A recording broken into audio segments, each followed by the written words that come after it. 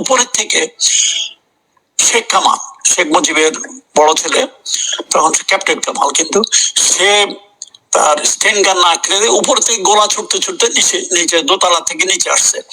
আর আরো বলা হয়েছে উপরে দোতলা থেকে সুলতানা, শেখ কামালের ওয়াইফ, সেও একটা মানে অটোমেটিক রাইফেল দিয়ে দোতলা থেকে নিচে যে জমাত হয়েছে তারা বুঝতে পারছে তারা কেউ অ্যাটাক করতে আসছে, মানে 32 নম্বরে মুজিবের বাসী, ওখান থেকে গোলাগুলি করছে। এসব গোলাগুলি হওয়াতে একজন সিপাহী মারা গেছে, আরো মনে হয় 2-1টা ওয়ান্ডেড হয়েছে, কারণ তখন অন্ধকার ছিল, অন্ধকারের মধ্যে গোলাগুলিতে পড়ছে, মারা গেছে। এই এখন চোখের সামনে তাদের একজন সিপাহী মারা গেছে, এটা দেখে অন্যান্য সিপাহীরা কেঁপে গেছে। গুলি আগে স্যার শুরু হলো কাদের পক্ষ থেকে? মানে বজলুল হুদার কথা মতো শেখ কামাল এবং তার ওয়াইফ সুলতানা, এই দুজনের থেকে গোলাগুলি। শেখ কামাল সিঁড়ি বেয়ে নিচে আসতেছিল, গোলাগুলি চিল্লাইতে চিল্লাইতে, মিলিটারি পুলিশ, ভাই ভাই আমাদের অ্যাটাক হয়েছে, আপনারা আমার সাথে আসেন, সে গোলাগুলি করতে করতে নিচে নামে আসছে। আর উপরে দোতলা থেকে সুলতানা কামাল ওই নিচে সৈন্যদেরকে গুলি করছে, ওখান থেকে শুরু হয়েছে প্রথম।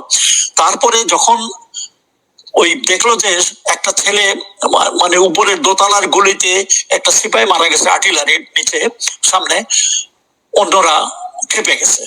তখন একজন নাকি বলে উঠলো শালার কুর্সি শুদ্ধ শেষ করে দেয়।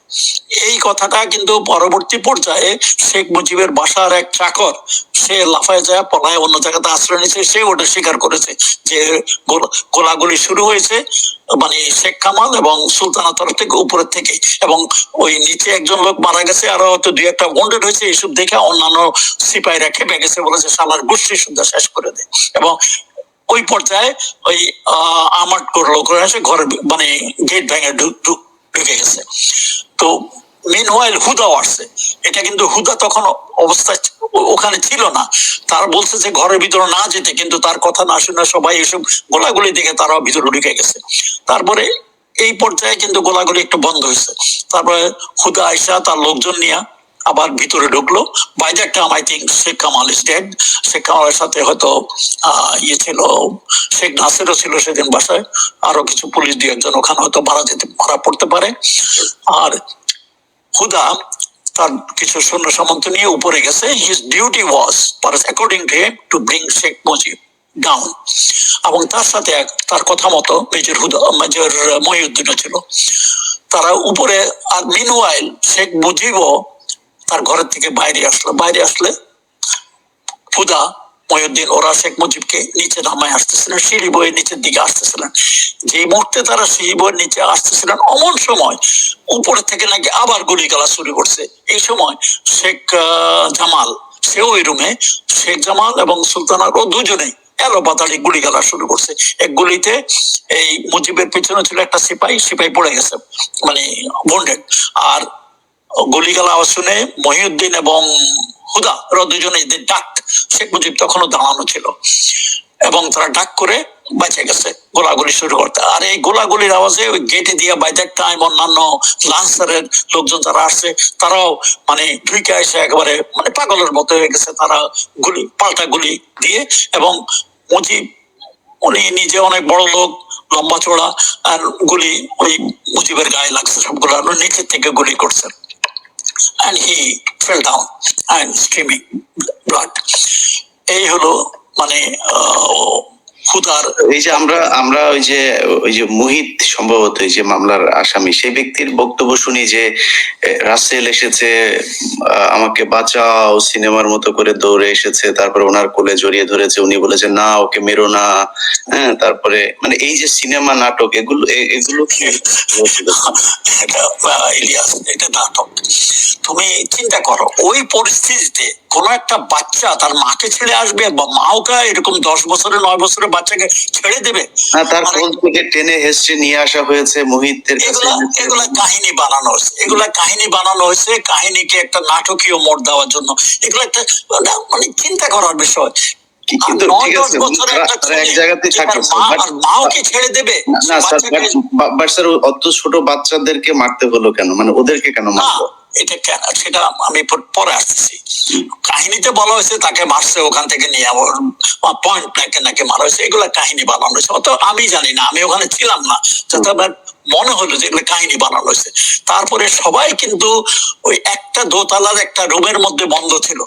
শেখ মুজিব চলে আসলো, বাকি সবাই তারা অনেক শেখ মুজিবকে মানে যাতে না নিতে পারে চেষ্টা করছিল, কিন্তু পারে নাই। শেখ মুজিব নিজে থেকে আসছে।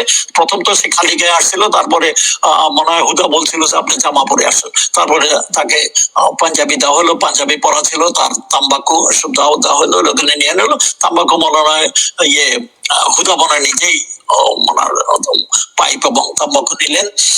নিচে নামার সময় তখন এই গোলাগুলি হয়ে গেল আর কি। কিন্তু ওরা যখন শেখ মুজিব পড়ে গেল তখনই আবার আরেক রাউন্ড গোড়াগড়ি উপরের থেকে শুরু হলো নিচের দিকে। তো জানালা দিয়ে এই পর্যায়ে কিছু সিপাহী অ্যাকর্ডিং টু বদরুদ্দোজা যেভাবে গোলাগুলি ছুটতেছে চতুর্দিকে, তারা করলো কি লব করে মানে খুব ক্রল করে ওই রুমের কাছে গিয়ে 2-3টা গ্রেড জানালা দিয়ে ভিতরে ফালাই দিল। ইতিমধ্যে কিন্তু শেখ মুজিবের বাসা সবাই একই রুমে, বাইরে কেউ নাই। বাইরে যারা ছিল ওরা সিপাহী টিপাহী, নিচে পুলিশ ওরা ছিল, শুধু শেখ নাসির ছিল নিচে, সে নাকি বাথরুমে পরে গুলি খেয়েছে, বাথরুম মারা গেছে। কিন্তু বাকি সবাই রাসেল মাসেল সবাই মিলে ওই রুমে ছিল। ওই গ্রেনেড অ্যাকর্ডিং টু আমি জানি না, কারণ দিস ইজ স্টেটমেন্ট ফ্রম হুদা, যে গ্রেনেড নিয়ে 2-3টা গ্রেনেড ওই জানালার ভিতর দিয়ে কাছে ক্রল দিয়ে ড্রপ করে তারা সরে পড়ছে। ওই গ্রেনেড ব্লাস্টে সবাই মারা যায়। এই মানে পরিবার সবাই সবাই এক জায়গাতে ছিল, ওখানেই ছিল, এবং সবাই এক রুমেই সবাইকে মারা যায়। রাসেল নিচে বসে নাই, অন্য কেউ, শুধু শেখ কামাল নিচে মারা গেছে, বাকি সবাই ওই রুমেই ওই গ্রেনেড ব্লাস্টে মারা যায়।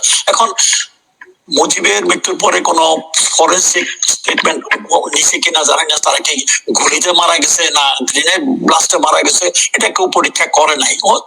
পরীক্ষা করলে দেখা যেতে পারতো তারা কিভাবে মরছে, কিন্তু সবাই ওই এক রুমে হার্ডল হয়েছিল, ওখানে সবাই মারা যায়। That was the end of Mujib family, ওইভাবে করা হয়েছে। এটা আমি যা মানে আমার এই বইয়ের মধ্যে স্টেটমেন্ট আছে, সেই এর মধ্যে সে বলেছে যে ওতেই সব মারা যায়। হওয়ার কথা, কারণ একটা রুমের মধ্যে এতজন লোক থাকলে একটা 2-3টা গ্রেনেড যদি একত্রে ব্লাস্ট করে, কারো কোনো বেঁচে থাকার মানে সুযোগ নাই।